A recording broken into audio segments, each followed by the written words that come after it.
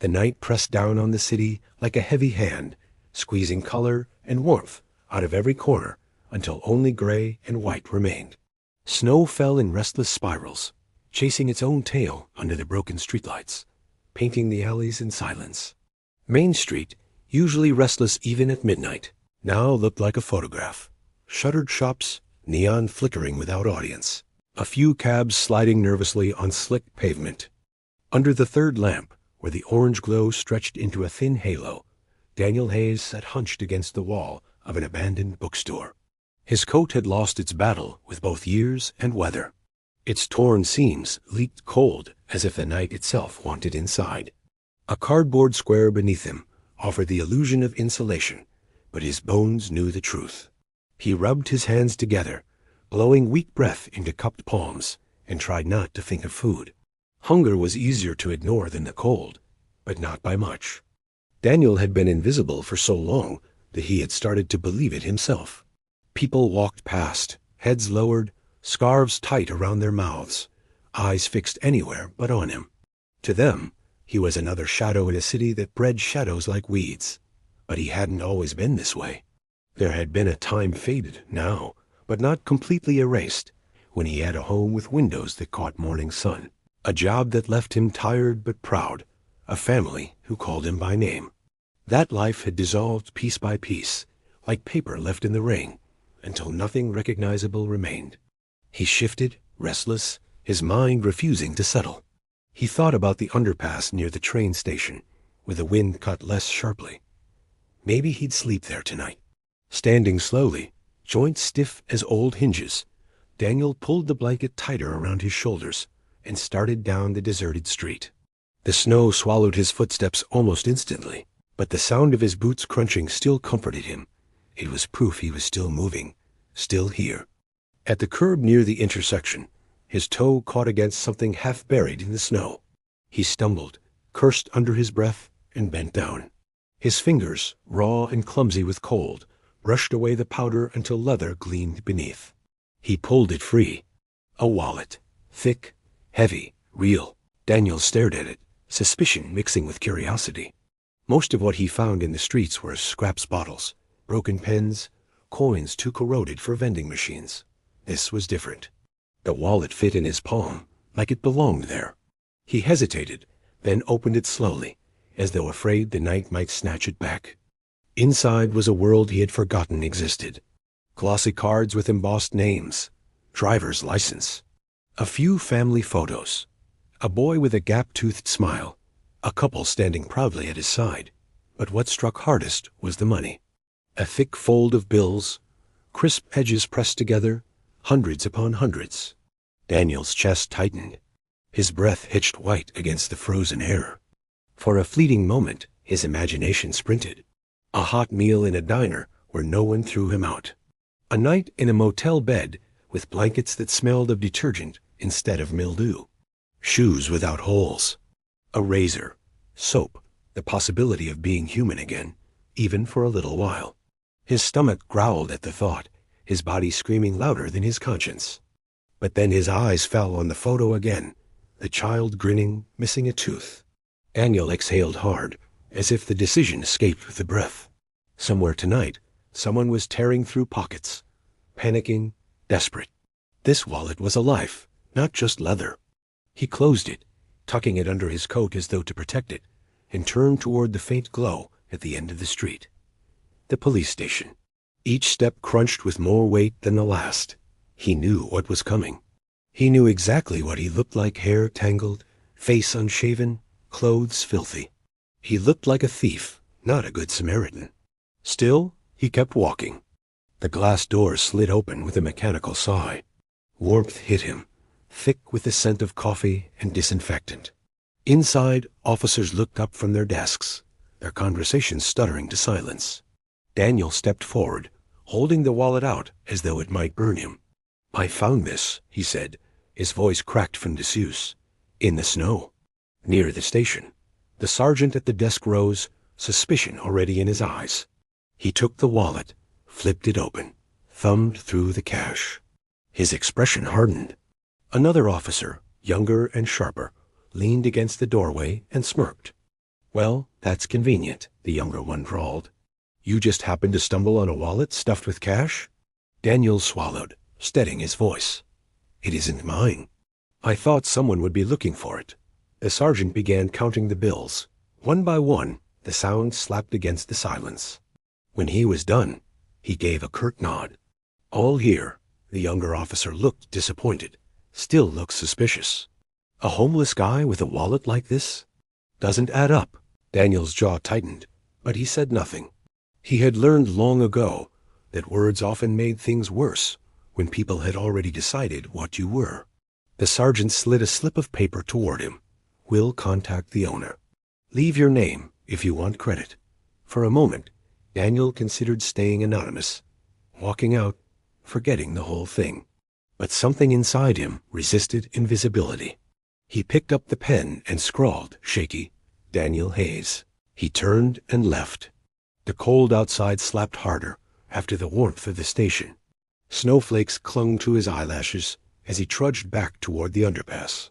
He lay down again, the city's breath rattling above him, the sound of sirens faint and far.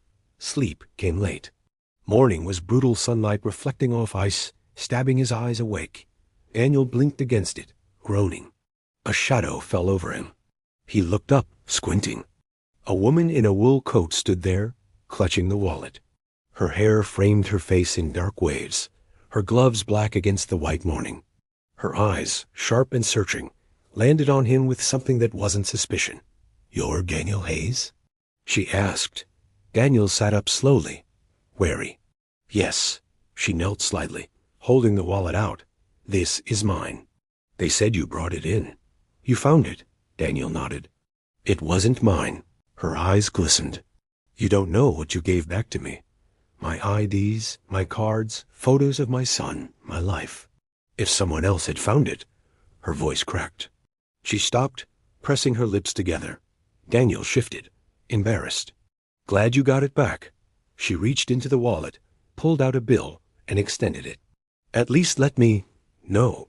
Daniel shook his head firmly. "It's yours. Keep it." She stared at him, stunned. Then she put the money away. But she didn't leave. "Daniel, please let me at least buy you a meal. Something warm." "It's the least I can do." Daniel hesitated. Hunger gnawed inside him, but pride gnawed too. Yet something in her voice, earnest, unpolished, broke through. He nodded once. Together they walked through the city, the woman in her immaculate coat and the man in rags.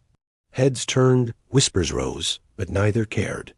Inside a cafe glowing with light and steam, the air thick with roasted coffee and baked bread, Daniel sat awkwardly across from her. When the food arrived, soup, bread, coffee, he ate slowly, reverently, each spoonful like a memory of humanity returning. The woman watched him quietly. "My name is Eleanor Whitmore," she said softly, "and I think meeting you might be the most important thing that's happened to me in a long time." Daniel lowered his spoon, startled. For the first time in years, someone spoke to him as though he mattered. And that was only the beginning. The cafe's warmth pressed against Daniel like a forgotten embrace. Steam curled from his coffee, tracing ghostly shapes above the table. Eleanor Whitmore sat across from him, elegant yet unguarded, her coat unbuttoned, her eyes never leaving his face. For the first time in years, Daniel felt truly seen, and the sensation was both comforting and terrifying. She leaned forward. "Tell me, Daniel, how did you end up out there?" His first instinct was silence. The story was long, bitter, and filled with moments that still cut too deep. But something in her gaze told him she wasn't asking out of pity. She wanted to know because she believed his story mattered. "I had a life once," he began slowly, voice gravelly from disuse. "A job at a factory, a family. Bills piled up when the factory closed, and I couldn't keep up. My wife took our daughter back to her parents. I thought I'd bounce back. I didn't. The savings drained, the landlord changed the locks, and the streets. They don't give second chances." He paused, eyes on the soup he hadn't finished. "That was 5 winters ago." Eleanor's eyes softened. "And yet you found my wallet and gave it back." He almost smiled, bitter. "What else could I do?" "It wasn't mine." Most people would have nodded politely, then moved on. Eleanor did not. She reached into her bag, slid a sleek card across the table. "That's my number. If you ever decide you want more than the streets, call me." Daniel picked it up, staring at the embossed letters. Eleanor Whitmore, Whitmore Foundation. His thumb traced the raised ink. He tucked it carefully into his pocket, though he had no intention of ever using it. That night, the snow thickened again, and Daniel returned to the underpass. He lay awake, staring at the city's flickering lights, thinking of her words. "If you ever decide you want more than the streets." He had wanted more for years, but wanting hadn't changed anything. Still, the card stayed in his pocket, warm against his chest, as if it pulsed with a promise. Weeks passed. The wallet became just another story the streets whispered about him. A homeless man who gave back what he could have kept. Strangers eyed him differently, some kinder, some crueler. But hunger remained. Cold remained. Every morning, he woke with the taste of asphalt and winter in his lungs. Then came the storm. Rain lashed sideways, turning alleys into rivers, cardboard into pulp. Daniel crouched under an awning, soaked through, shivering so violently he thought his bones might crack. He pulled Eleanor's card from his pocket, edges warped from dampness, letters still clear. His thumb hovered over the numbers, trembling. For the first time, he allowed himself to think it. Maybe this was his rope out of the flood. The nearest payphone glowed like a beacon. He crossed the street, coins in hand, and dialed. When Eleanor answered, her voice carried surprise, then relief. "Daniel?" He swallowed. I need help." She wasted no time. Within hours, she had arranged for him to stay at a shelter, partnered with her foundation. A clean bed, hot showers, meals at regular hours. The first night, Daniel lay awake in sheets that smelled of detergent, overwhelmed by how alien comfort felt. He wept quietly, the kind of tears that come when the body doesn't know what else to do. The days that followed were not miraculous, but steady. Eleanor visited often, introducing him to counselors, encouraging him to help with small tasks, sorting boxes of donations, cleaning, serving meals to others like him. At first, Daniel worked awkwardly, afraid of breaking the fragile gift he had been given. But slowly, muscle memory of purpose returned. One evening, Eleanor pulled him aside. "Daniel, would you consider something more permanent? A job with us, at the foundation. We could use someone with your integrity." He hesitated. "I don't know if I'm ready. None of us ever are," she said gently. "But I believe in you." And so it began. Daniel joined the foundation's warehouse team, handling supplies for outreach programs. The pay was modest, but the pride was priceless. For the first time in years, he had a paycheck with his name on it. He rented a tiny room above a laundromat, just one window, one bed, one desk, but it was his. Months rolled by. Daniel's reputation grew. Dependable, steady, trustworthy. Volunteers looked to him for guidance. Eleanor often introduced him at events as the man who reminded me that honesty still exists in this city. Applause followed, but Daniel never sought it. He only wanted to prove, mostly to himself, that he could stand again. A year later, the Whitmore Foundation hosted a gala. The grand hall shimmered with chandeliers, tables draped in white linen, glasses clinking like crystal bells. Daniel stood at the edge, uncomfortable in the suit Eleanor had insisted on lending him. He tugged at the tie, wishing he were anywhere else. But then Eleanor took the stage. She spoke of integrity, resilience, the courage to do the right thing when no one is watching. And then she told his story. "He found my wallet in the snow," she said, her voice carrying across the hall. "He had nothing, but he gave everything. That act of honesty changed both of our lives. Tonight, I am proud to call him not only a friend, but a colleague." The room erupted in applause. Daniel lowered his head, face flushed. He wasn't used to being seen by so many eyes. Yet beneath the embarrassment was something new, pride that didn't feel stolen. After the speech, people approached him, businessmen, teachers, even students shaking his hand, thanking him for reminding them of decency. Daniel responded politely, but his mind drifted to the underpass, to the snow that had once been his blanket. It was months later, on a brisk spring evening, that the story came full circle.